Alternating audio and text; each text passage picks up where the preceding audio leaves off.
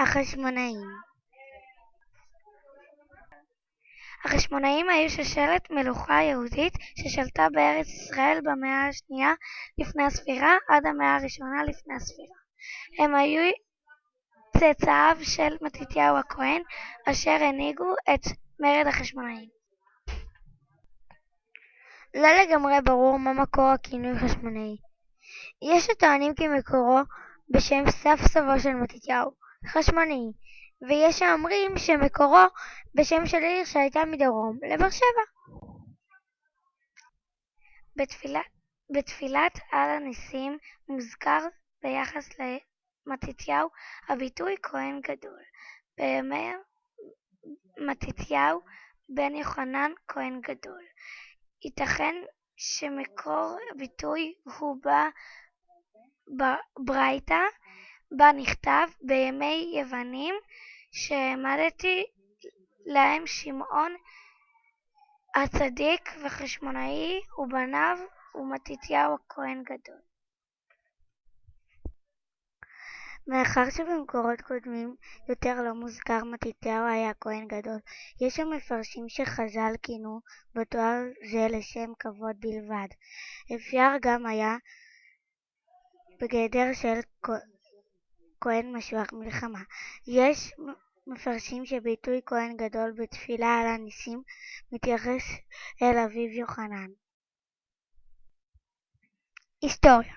לפני שהספירה התחילה היוונים כבשו את ארץ כנען. למלכה היווני קראו אנטיוכוס. הוא העמיד פסל בבית המקדש וציווה על כל היהודים להשתחוות לפסל.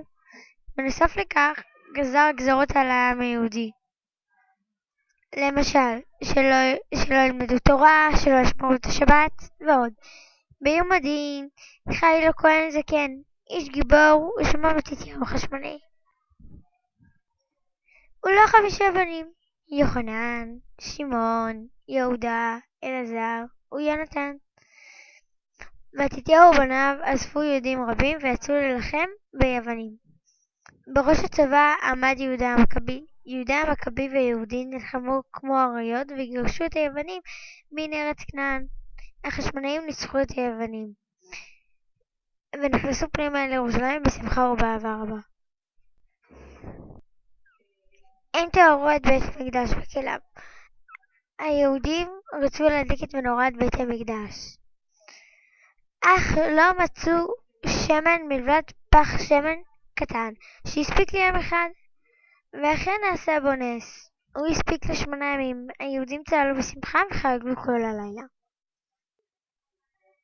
מקורות. ספר מכבים א' נכתב על ידי אדם שהיה נוכח בקרבות החשמונאים, נכתב כ20 שנה לאחר מכן ונחשב מבחינה היסטורית לאמיץ ביותר. ספר מכבים ב' נכתב כ40 שנה אחרי הקרבות. נכתב בארץ ישראל, אך לא ברור אם היה שותף אישית לקרבות. נקודת המבט של הכותב היא של היסטוריוגרפית של בן חורין שחי במדינה חשמונאית. ספר מגילת תענית מימי בית שני הוא אוסף של תאריכים שבהם התרחשו אירועים היסטוריים לעם היהודי. הספר קשור בעיקר לנושא החשמונאים. תולדות מלחמת היהודים, זה בן מתתיהו יוספיוס פלביוס.